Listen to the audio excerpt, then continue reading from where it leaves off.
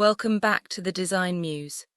Today, we're diving into the Fall-Winter 2026-2027 collections, a season defined by reinvention, resilience, and designers pushing their own boundaries in ways that felt both intimate and monumental. Let's get into it, designer by designer, and break down the moments that shaped this New York Fashion Week.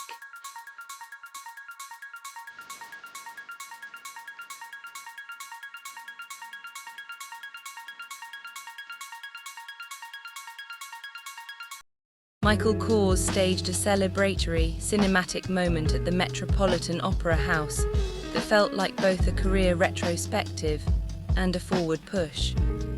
The collection married Kors's signature American glamour with a newfound fluidity, tailoring that moved like evening wear, trousers that revealed themselves as skirts with trains, and the playful juxtaposition of feathers and paillettes on otherwise casual staples. There was a democratic glamour at work, pieces that read as red carpet opulence and downtown ease in the same breath. What made the show feel particularly modern was Kors's willingness to blur categories. T-shirts and button-downs received couture treatments, and the overall palette and movement suggested a designer comfortable with his legacy, but eager to surprise. The result was confident, crowd-pleasing dressing that reminded the room why Kors remains a touchstone of New York luxury. Michael Kors's standout pieces captured the essence of his 45-year legacy, while signaling a fresh evolution in his vocabulary of American glamour.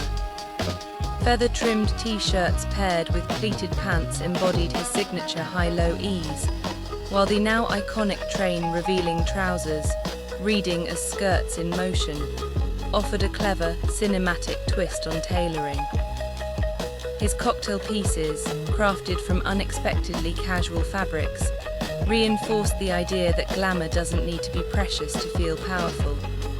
Presented inside the Metropolitan Opera House, the show unfolded with grand, celebratory energy, earning warm applause from an audience eager to witness Kors's blend of nostalgia and reinvention. The collection proved that classic American glamour could evolve without losing its soul, accessible, theatrical, and unmistakably New York.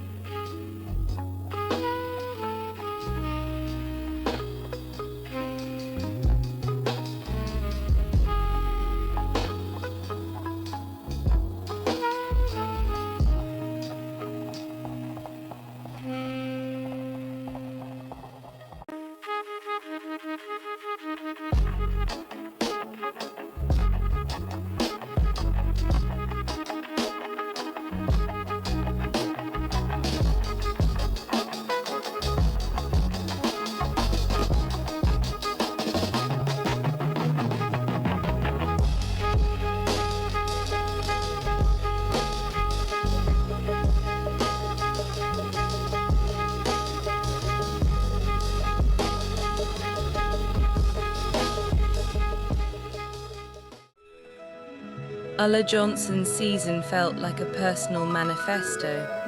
In a chaotic world, she doubled down on craft, color, and tactile detail. The collection ranged from dressed-up denim and boudoir slips to 70s pantsuits and feathered party frocks. While the breadth occasionally diluted cohesion, Johnson's strongest work, artisanal bohemian dresses, multicolored knits, and hand-worked textures, landed with unmistakable authority. Styling choices sometimes created competing narratives, yet Johnson's commitment to artisanal techniques kept the collection anchored overall. It read as a designer reaffirming her core values while experimenting across registers. Ulla Johnson's strongest moments came through pieces that displayed her artisanal hand. A multicolored knit dress with a fringed hem, a black fill coupe gown shimmering with metallic floral embroidery, and a series of boudoir-inspired slips and tap pants that felt intimate and ethereal. The show carried a distinctly bohemian, craft-driven mood, earning admiration for Johnson's textural richness, even as some critics noted uneven cohesion across the lineup.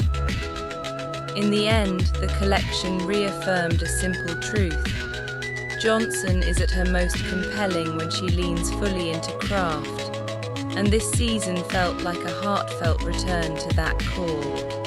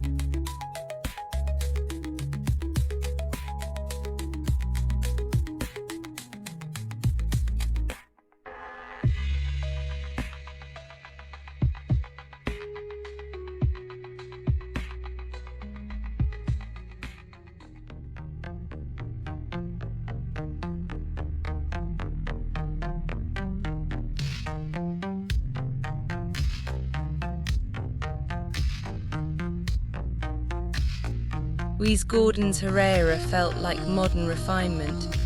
He honored the house's polite society past while nudging it toward bolder self-expression. Casting artists and gallerists grounded the collection in New York's cultural life, and Gordon's Peggy Guggenheim muse informed a spirit of eccentric, art-minded dressing rather than literal costume. Animal motifs, calla lily buttons, and a pencil sketch of the good girl stiletto threaded commercial iconography into refined tailoring. The collection favored separates and wearable evening reinventions, sequined knit separates that read like elevated sweaters, and a tie-neck jacket with fringed paillettes paired with black denim trousers.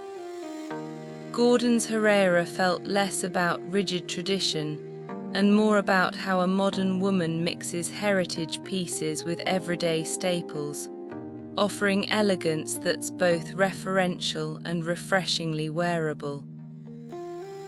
Gordon's strongest statements came through pieces that blended Herrera polish with a sly art world wink, fitted jackets with puffed shoulders and calla lily buttons, sequined knit separates that felt like evening wear disguised as essentials, and a tie-neck jacket dripping in fringed paillettes that moved like a gallery installation. Shown in a setting that felt polished, artful, and quietly subversive, the collection earned praise for its ability to honor Herrera's heritage while expanding its vocabulary for the modern woman. In the end, Gordon reimagined the house for someone who collects art, dresses with intention, and delights in elegance that's wearable, playful, and unmistakably Herrera.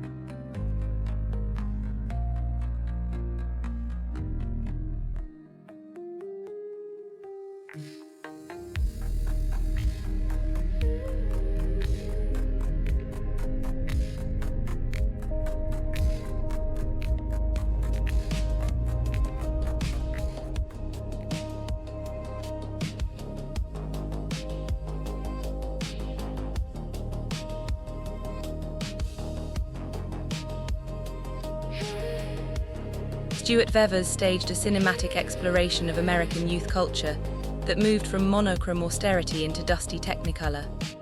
The show's dim opening and LCD sound system soundtrack set a somber tone that warmed into prairie blues, rusts, and ochres.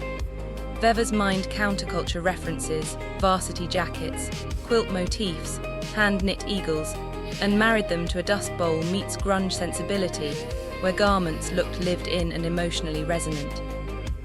Beyond aesthetics, Couture's storytelling extended into material practice.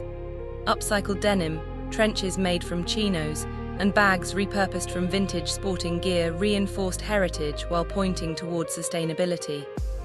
The silhouettes were restrained, but the textural storytelling was rich, producing a collection that felt conservative in posture, yet radical in ethical commitment.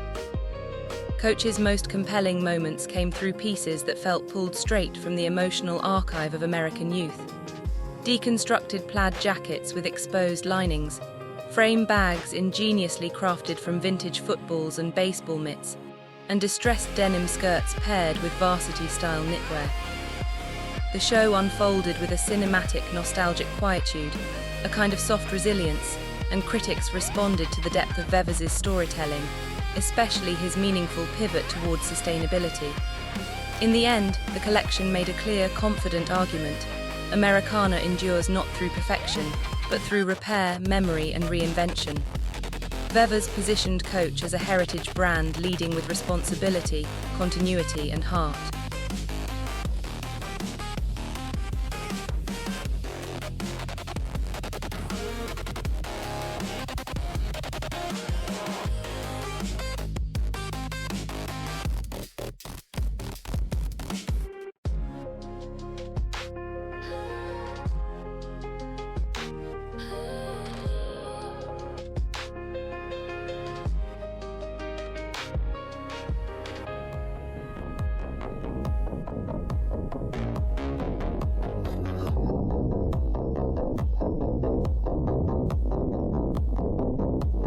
Christian Siriano doubled down on theatrical escapism, offering a collection that felt like refuge. He reworked classic glamour into otherworldly forms. Satin evening landed joyous and a bit alien. Material play, feathers masquerading as fur, gathered lace, and architectural sequins felt deliberate and elevated. Organza remained a signature, sometimes heavy-handed. But Siriano's intent was clear, to create fantasy rather than pragmatism. Christian Siriano's most memorable moments came through pieces that embraced full fantasy. The two-tier bubble dress that floated like a high-fashion apparition, a satin corseted moto jacket that fused rebellion with red carpet polish, and a feather-constructed faux fur coat that blurred the line between creature and couture. The show unfolded in a mood of pure escapism, fantastical, theatrical, and joyously over the top, earning praise for its showmanship and its unwavering commitment to inclusivity, even as some critics noted his familiar reliance on organza. Siriano delivered what he does best: fashion like catharsis, celebration, and emotional release, inviting everybody into the fantasy.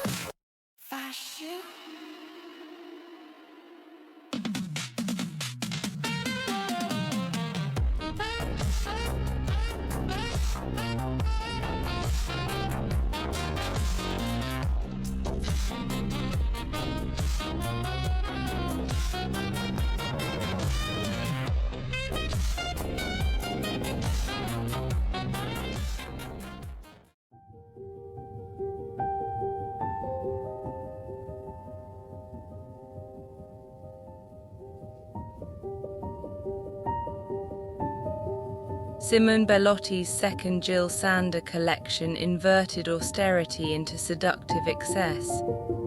Where last season reduced, this season added. Ruffles down pant legs, high back slits, asymmetrically spliced skirts and glimpses of white stockinged thigh. Bellotti's menswear precision informed every distortion. Collars, shoulders and seams were intentionally wrong in ways that felt intimate and charged. Inspired by Anders Peterson's Café Les Mits photographs, the clothes carried a voyeuristic, lived-in quality, garments that looked like they wanted to run away from the body. The result was a Jil Sander that retained minimalist intelligence while introducing an emotional, influential creative undercurrent, subtle, controlled, and deeply alluring. Simone Bellotti's most compelling statements emerged in pieces that pushed Jil Sander's minimalism into subtly erotic territory. Banana, curved jackets that hugged the torso with architectural precision, skirts with asymmetrical waistbands that seemed to unpeel mid-gesture, and bustier anchored-off shoulder dresses that looked as if they were slipping away from the body. The show carried a mood of quiet seduction, tailored, insider-leaning and deeply considered, earning praise from those who appreciate nuance, construction, and the thrill of a garment that whispers rather than shouts. In the end, Bellotti proved that minimalism doesn't need to be austere. With the right deliberate extras, it becomes sensually modern, charged, and irresistibly alive.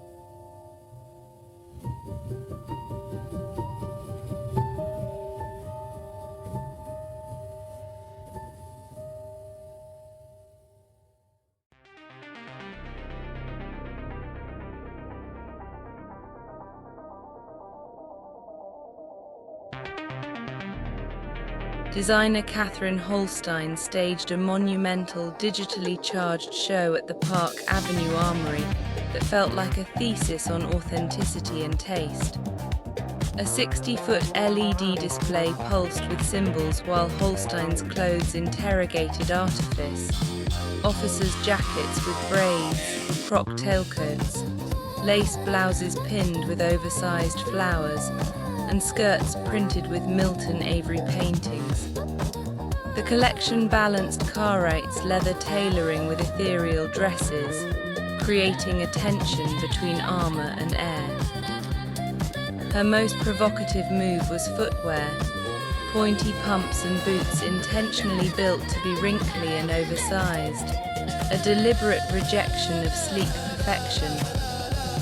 Holstein's Orson Welles inspiration, F for fake, threaded through the show's questions about value and taste, and the result was a brand operating at cultural scale, sharpening its language while taking risks. Khaite's most striking moments came through pieces that sharpened Catherine Holstein's ongoing dialogue between power and vulnerability. Officers' jackets traced with decorative braids, a croc tailcoat that felt both predatory and sculptural, and those now infamous wrinkled, oversized pointy pumps. A deliberate rejection of perfection that instantly became the show's provocation. The presentation unfolded with a cerebral, cinematic intensity, earning praise for its cultural ambition and willingness to take risks rather than simply refine what already works. In the end, Holstein deepened Khaite's cultural footprint by asking who gets to define authenticity, all while hunting the brand's signature tension between strength and fragility.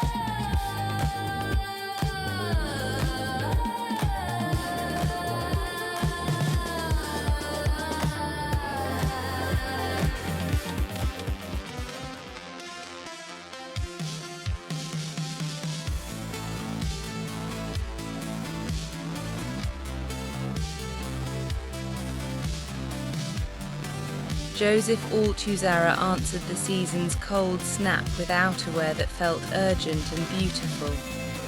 His lineup, leather and shearling bombers, toggle coats, a brushed shearling with a leather torso and cocoon peacoats with sweeping lapels, was the week's most convincing argument for investing in statement coats.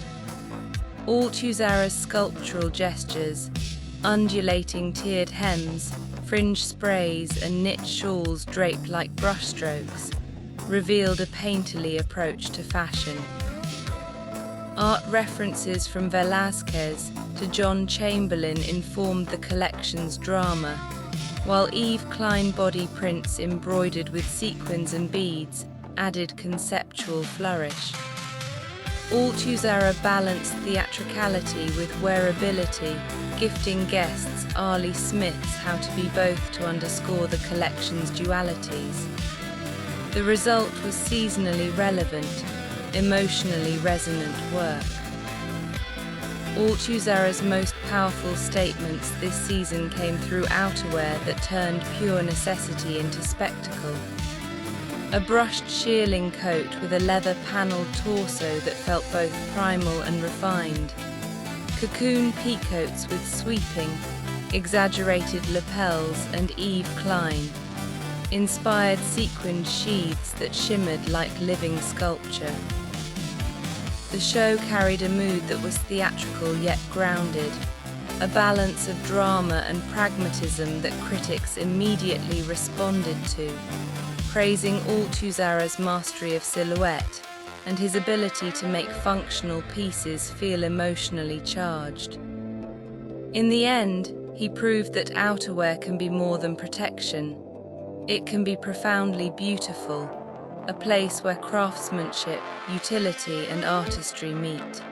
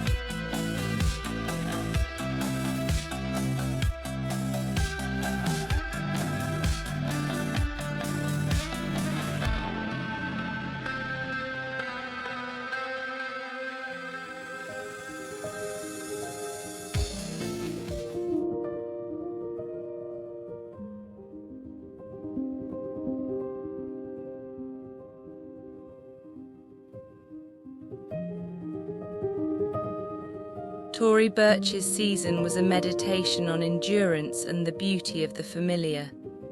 Starting from her father's corduroys, Burch reworked utilitarian pieces into quietly luxurious staples. Slouchy wide whale pants, crewneck sweaters, and round collar button-ups with sleeves pushed up in a gesture of everyday work. Small distinguishing details, gold Badler embroidery, metallic shot jacquards, woven raffia bags, elevated the ordinary into something cherished. Mid-century whispers appeared throughout, from bunny melon, inspired quilted motifs to stonewashed silk shifts with Bakelite-like belts. Even the collection's more adventurous detours highlighted Burch's core strength, making the familiar feel new. The season read as warm, practical, and deeply personal. Tory Burch's most memorable pieces this season were the ones that transformed memory into modern luxury. Badler embroidered Shetland cardigans that elevated the familiar metallic shot landscape jacquard cocoon coats that shimmered with mid-century elegance, and woven raffia deadhead basket bags that carried the charm of a well-loved past into the present. The show unfolded with a mood that was nostalgic, utilitarian, and quietly opulent, a balance critics praised for its craftsmanship and wearable sophistication. In the end, Burch made a compelling case that the things we return to, the pieces rooted in memory and touch, are the ones that endure. She proved that craft and sentiment can produce modern staples that feel both personal and timeless.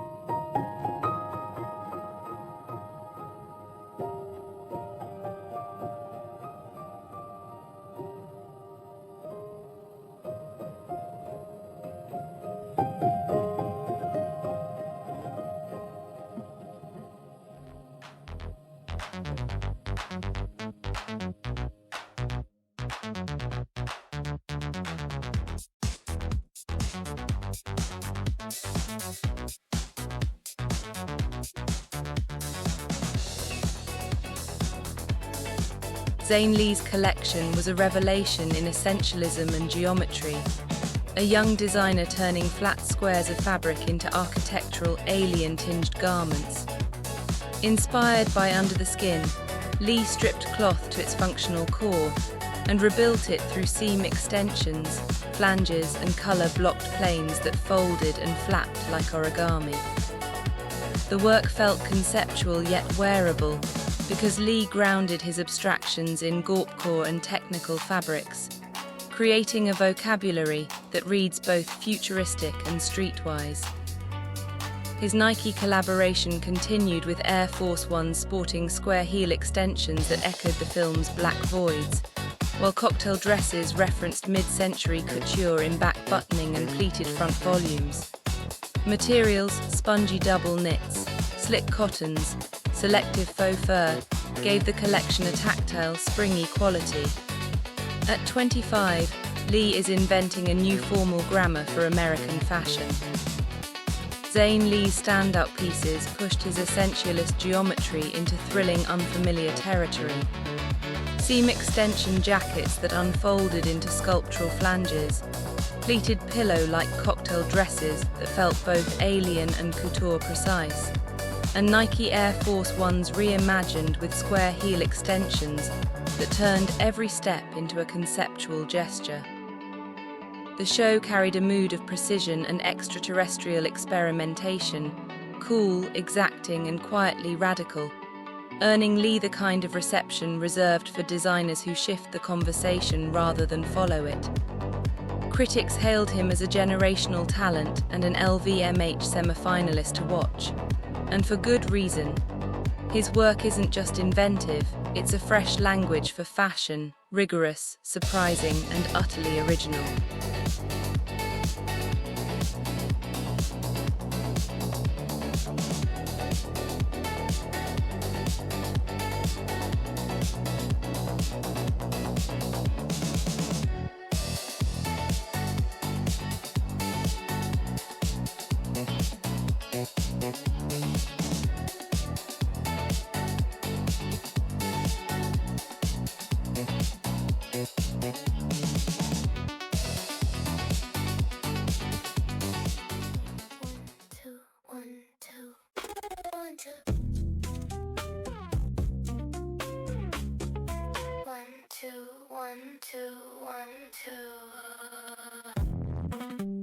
Anna Sui delivered the season's most exuberant, joyous show, a love letter to nightlife and reinvention. Inspired by London's Blitz and the new romantic moment, Sui mixed punk energy with romantic maximalism. Clashing prints, faux fur trims, gilded brocades, and Jaguar twin sets that celebrated the thrill of dressing up. The soundtrack and casting amplified the mood of a city rediscovering its scenes, and Sui's clothes felt like invitations to the most glamorous, eccentric nights out. Her collection was unapologetically fun, a corrective to the season's heavier moods. Sui's talent is making maximalism feel effortless and personal. She reminded the audience that fashion can be communal and celebratory. The show was a tonic, playful, theatrical, and utterly alive. Anna Sui's standout pieces captured the pure thrill of getting dressed up again. Jaguar spot twin sets paired with gilded, brocade party dresses, statement coats trimmed in plush faux fur, and clashing print ensembles that felt like joyful uniforms for the city's most fabulous night owls. The show radiated a maximalist, nostalgic, celebratory mood, a reminder of the new romantic spirit that has always fueled Sui's world, and critics loved its energy and its refusal to bow to the season's prevailing minimalism. In the end, Sui delivered a collection that reaffirmed fashion's most essential purpose: to make us feel alive, expressive, and a little more adventurous than we were when we walked in.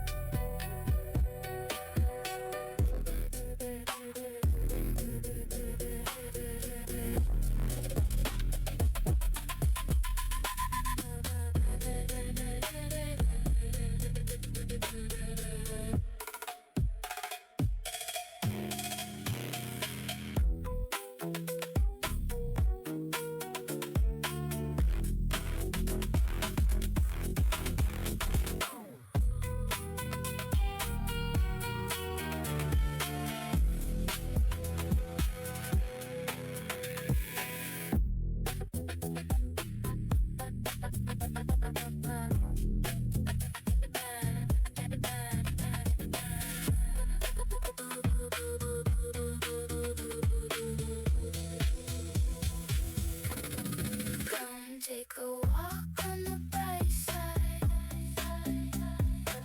just for a little while. Turn my world into paradise, and I ain't coming down.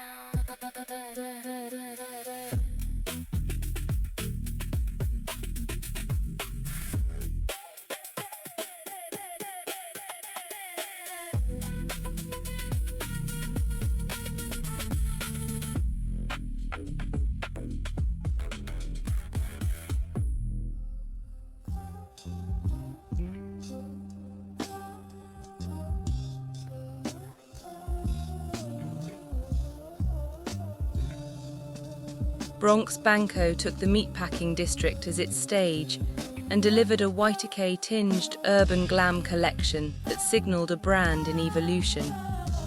The show married 1990s/early 2000s nostalgia with contemporary polish.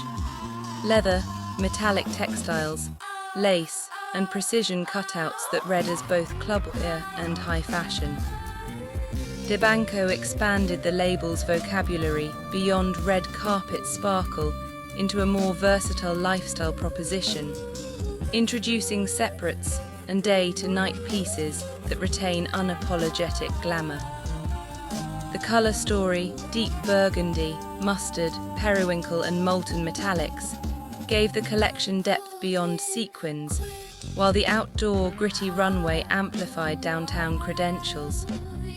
Bronx and Blanco remains the go-to for maximalist party dressing, but this season suggested a strategic broadening of audience and occasion. Bronx and Blanco delivered pure after-dark glamour this season, anchored by micro-minis drenched in sequins, corseted gowns carved with engineered cutouts, and metallic panelled looks trimmed in feathers that moved like nightclub confetti. The show radiated a nightlife-ready confidence, bold, unapologetic, and built for the woman who wants to be seen, earning praise for its electric energy and the brand's clear evolution beyond red carpet sparkle. In the end, Natalie de Blanco sharpened the Bronx and Blanco identity, still maximalist at heart, but now more versatile, more lifestyle-oriented, and unmistakably poised for its next chapter. We don't think, just say.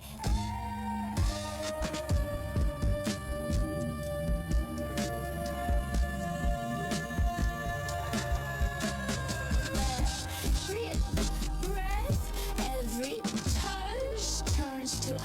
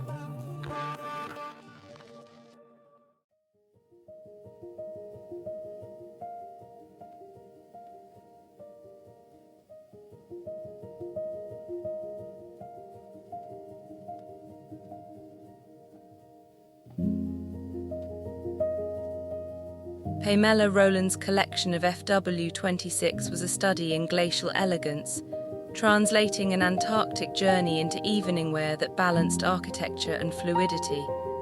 The show at the New York Public Library felt cinematic. Liquid organza and airy chiffon mimicked moving water, while velvet, sequins, and patent leather provided crisp, icy finishes.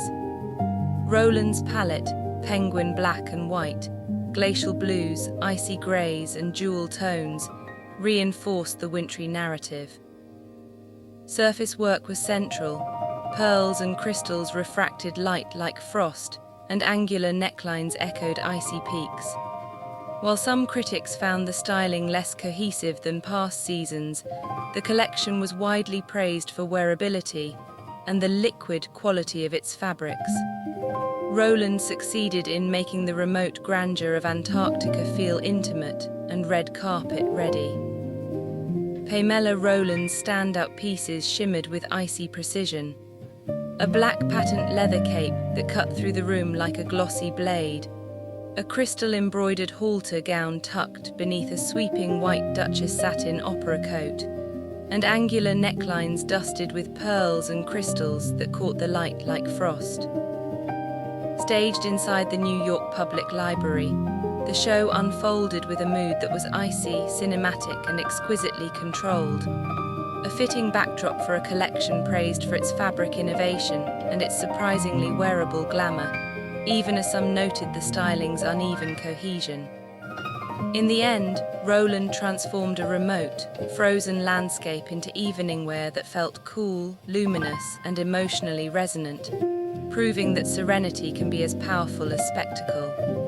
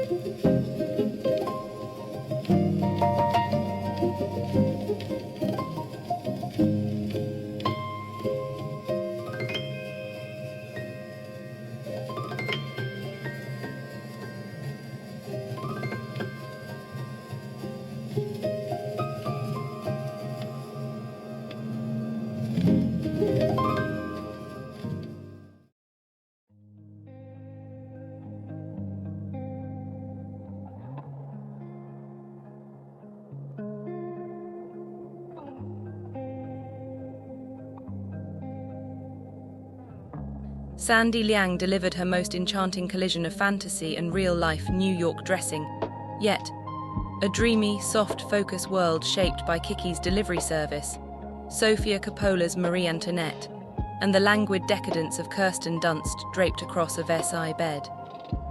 But rather than drifting into costume, Liang grounded the whimsy in the practical rituals of city life, creating a collection that felt like grown-up girlhood rendered through a distinctly downtown lens.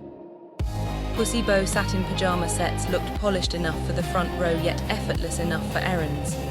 Jersey nightgowns floated into daylight as dresses, and ballet flats appeared in every iteration, furry, smooth, and the soon-to-be iconic bunny-eared pair that instantly defined the season. Even her going-out tops, from sequined halters to split-front long sleeves, flirted with costume without ever crossing into theme party territory, while furry boleros and bowed ponchos offered a charming antidote to the unchic winter coat. Liang's tailoring too matured, fencing-inspired buttons, tweeds woven with blue ribbon, and skirt suits that gave her cult aesthetic a youthful, wearable sharpness. What emerged was a rare design tension, playful enough for TikTok, polished enough for the serious shopper, a balance that affirmed Liang's role as both a Gen Z tastemaker and a designer with real longevity. In the end, the collection felt imaginative, soft, and a little mischievous, yet firmly rooted in the rhythms of New York life. Liang continues to evolve her universe without abandoning the bows, ballet, and dreamy nostalgia that made her a cultural force, proving that fantasy can be wearable and girlhood, when handled with intelligence and wit, can grow up beautifully. This collection felt like grown-up girlhood, imaginative, soft, and a little mischievous, but rooted in the reality of New York life. Liang continues to evolve her universe without abandoning the bows, ballet, and dreamy nostalgia that made her a cultural force.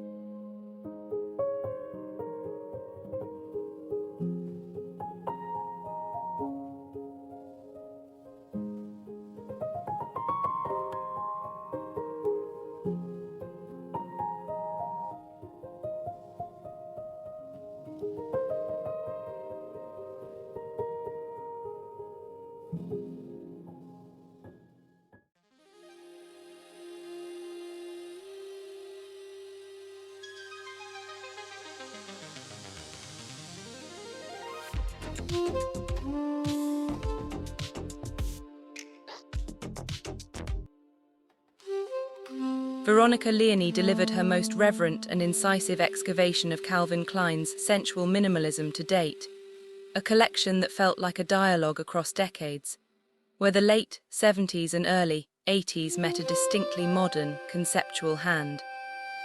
Leoni began at the source, surrounding herself with Klein's early hosiery ads, fur campaigns, and swimwear editorials, all charged with the erotic clarity that once defined American fashion.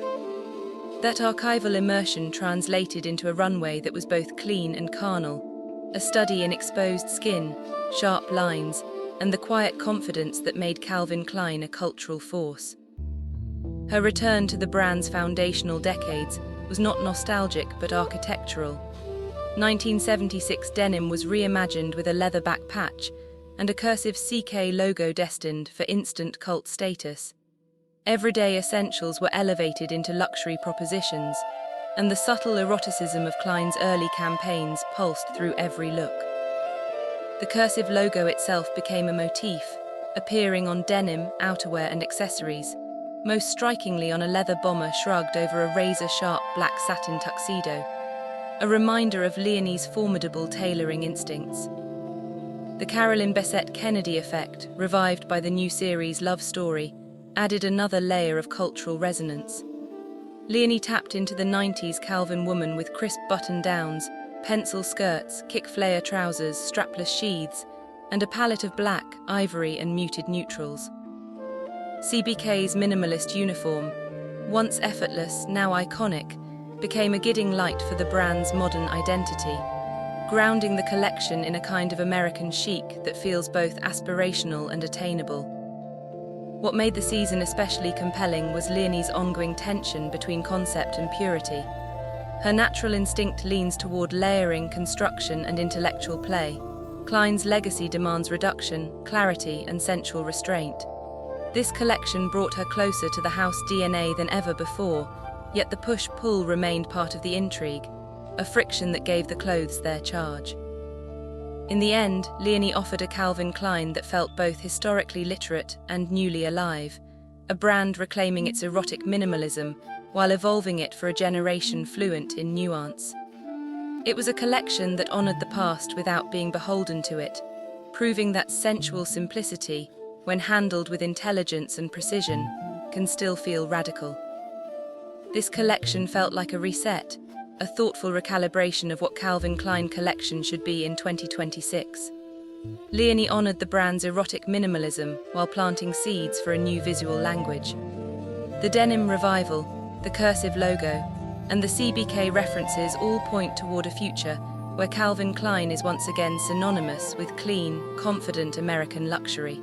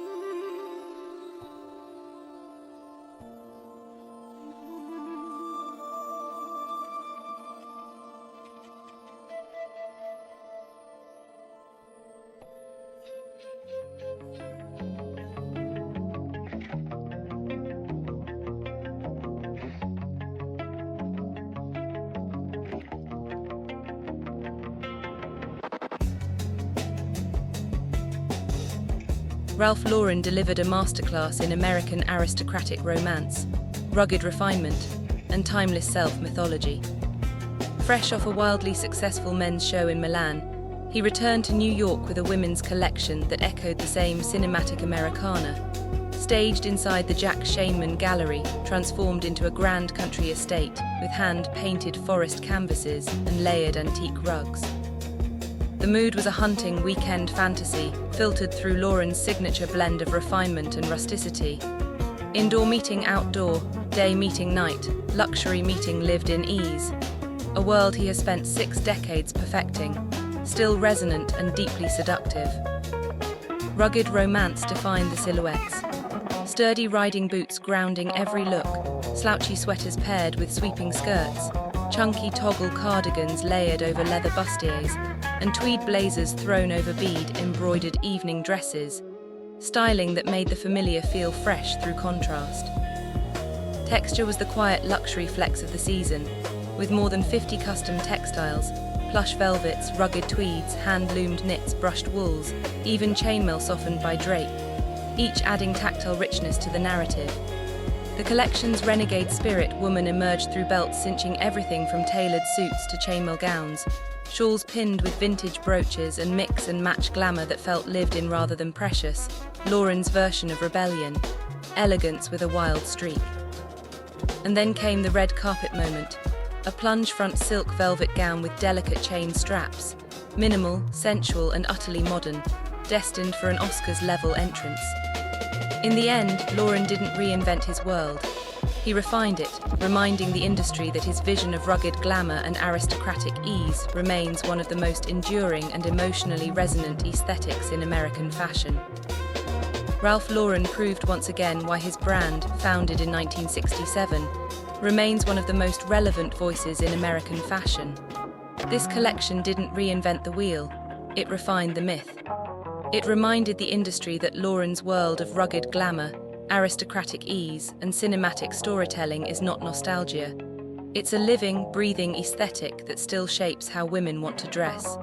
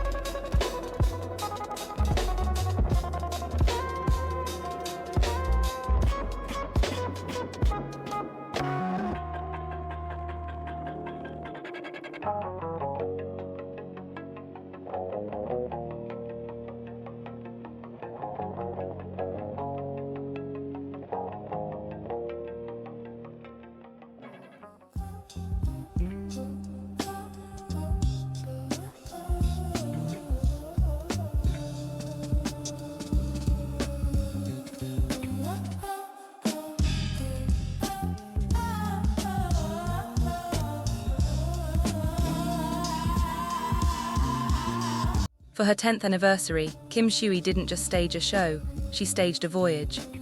A yacht circling the East River became the backdrop for a decade of sensual craft, cultural fusion, and fearless femininity distilled into one powerful collection. Guests boarded expecting spectacle, but they disembarked talking about the clothes. Sexy kippa dresses sharpened and enriched, bedroom-inspired negligee pieces elevated to couture maturity, entire dresses constructed from intricate Chinese knotting, and slinky, bodycon silhouettes that moved with a kind of mythic confidence.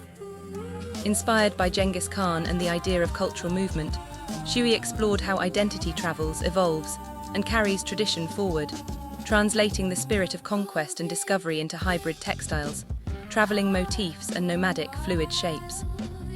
A decade of technical evolution was visible in every seam, razor-sharp tailoring, perfected dress lengths, and expanded evening wear, including a floor-length silver metallic gown that marked her most sophisticated red carpet statement yet.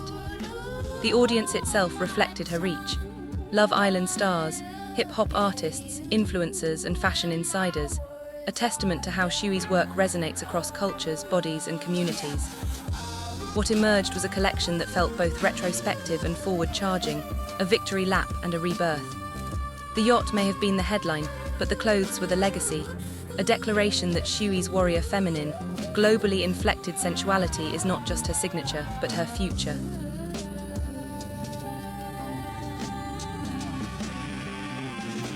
Hands up high, we don't think, just say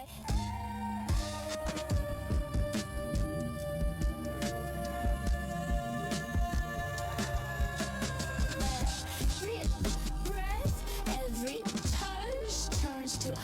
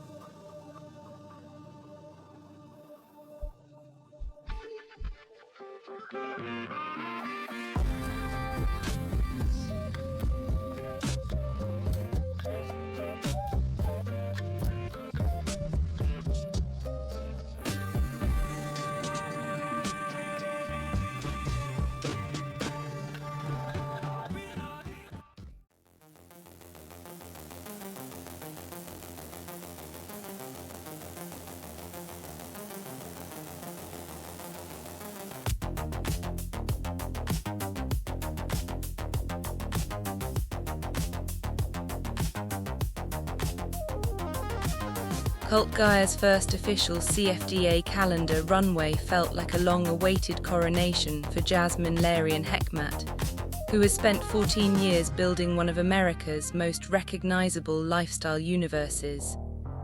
The show unfolded as a study in sculptural sensuality, knit dresses engineered to cling and curve, faux fur outerwear with glamorous sweep, and metallic draping that caught the light like liquid architecture. What made the moment resonate was its emotional clarity. Hekmat wasn't chasing trends, she was refining a world she has been shaping for over a decade, one rooted in texture, craft, and a sensual glamour that feels both ancient and futuristic. Critics praised the brand's evolution from cult accessories label to fully realized fashion house. It wasn't an arrival so much as an affirmation. Cult Gaia has always been here. The industry is finally catching up.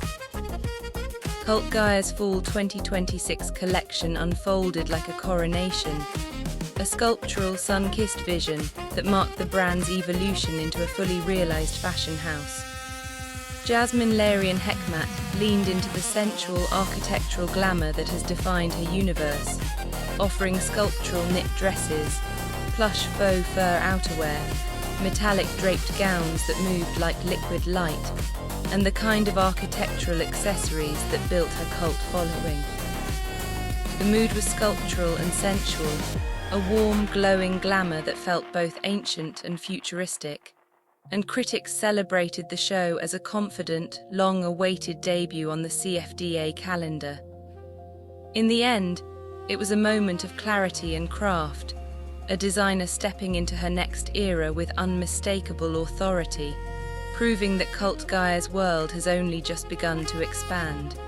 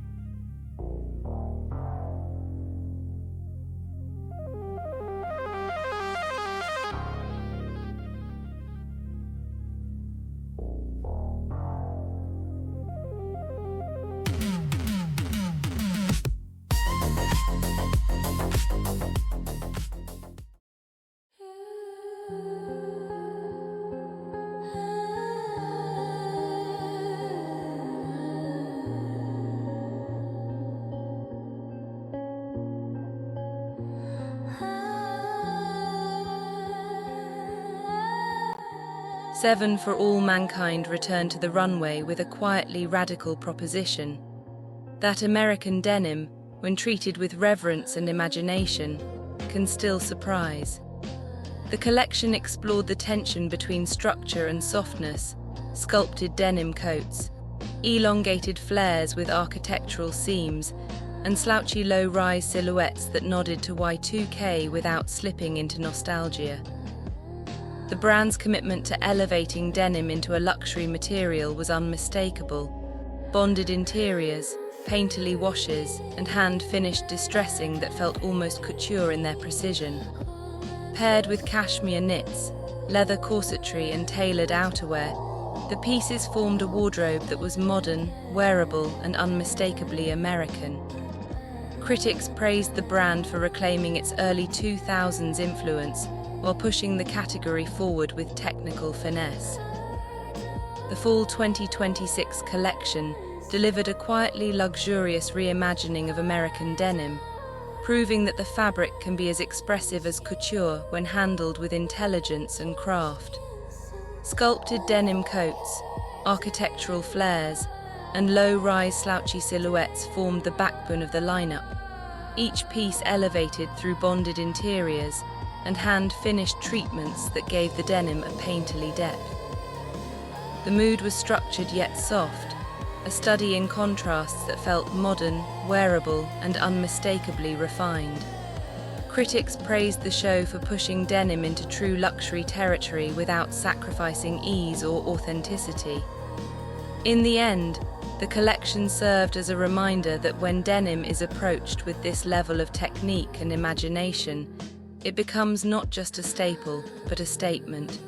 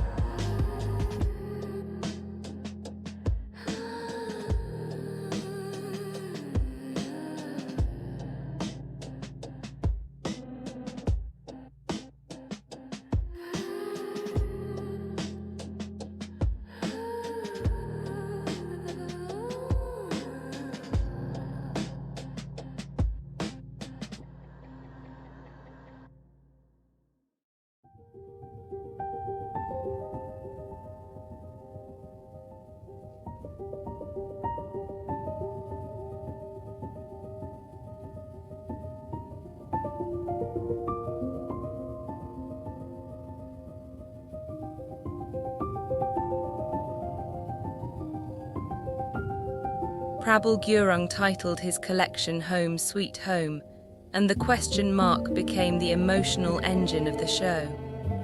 Instead of nostalgia, he offered a meditation on the complicated, often contradictory nature of home, the place where identity is shaped, where endurance is learned, and where resilience becomes a birthright. Drawing from his Nepalese upbringing, he translated memories into couture-level craft.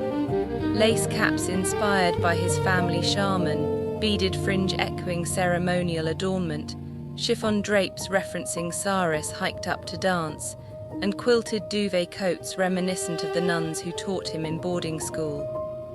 These weren't costumes, they were memories rendered with precision and reverence. The mood was spiritual, introspective, and cinematic, a designer in a moment of reckoning as he navigates the shifting landscape facing immigrant creatives. Critics praised the collection's emotional clarity and its fusion of Nepalese tradition with New York craftsmanship. Prabal Gurung's Fall 2026 collection crystallized into a spiritual, introspective, and cinematic meditation on identity, anchored by standout pieces that carried the emotional weight of memory.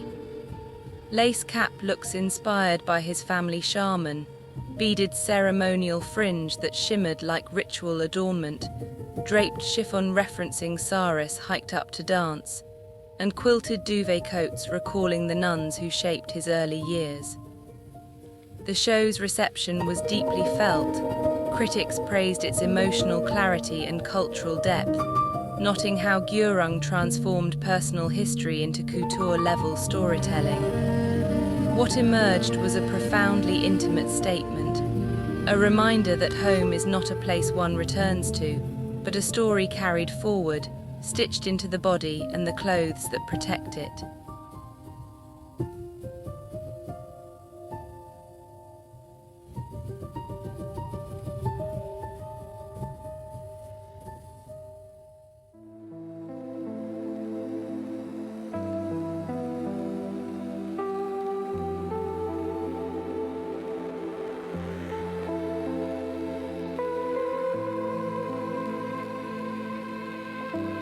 Sergio Hudson marked his 10th anniversary with a show staged inside the New York Public Library, a fitting venue for a designer whose work has become part of the modern American fashion canon.